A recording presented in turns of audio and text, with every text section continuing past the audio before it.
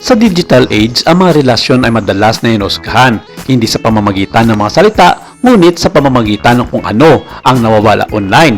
Isang nawawalang tag, isang unfollow, isang kahabaan ng katahimikan, ang maliit na signal na ito ay naging panggatong para sa mga pangunahing hakaka. Kumakailan lamang nabaling ang atensyon ng publiko kina John Lloyd Cruz at Isabel Santos matapos lumabas ang mga chismis na nagmumungkahi na maaaring tahimik na nagiwalay ang magjowa. Mabilis na kumalat ang claim, pinalaki ng mga talakayan sa social media at entertainment commentary.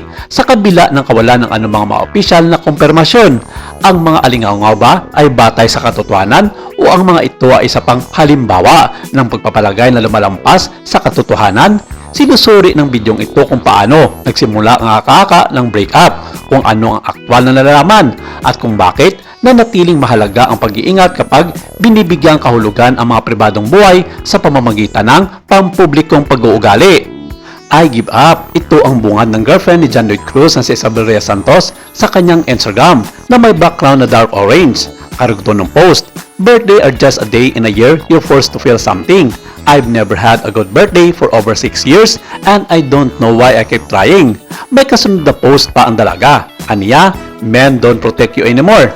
At sa kanyang IG stories ay pinost ni Isabel, "Happy birthday week, Isabel Santos. 36 is the year you start accepting compliments without embarrassment. This year, your task is to believe in the promise of your own life.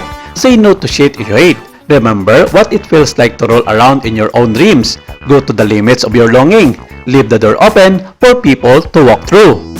Pagkatapos maglabas ng kanyang saloobin si Isabel ay na-deactivate na ang kanyang IG account. Kanya-kanyang reaksyon agad ang mga netizens kasunod dito pero hindi na sila nasagot ng dalaga dahil unavailable na ang account. Sinilip namin ang Instagram account ni Lloydie pero wala itong bagong post.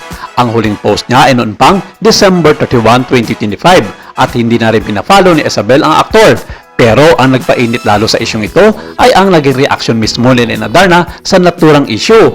Sa mga lumalabas na balita online at maging sa ilang mga vlog ng mga sikat na showbiz columnist, kay lira na dito sina OG Diaz at Christopher Min na ang punot dulo ng lahat ng ito ay ang malaking posibilidad na magkabalikan ng aktor at ang dating asawang nitong si Ellen Adarna. Nauna na kasing sinabi ni Ellen itong buwan ng Mayo na wala namang masama kung magkakabalikan sila ni John Lloyd Cruz.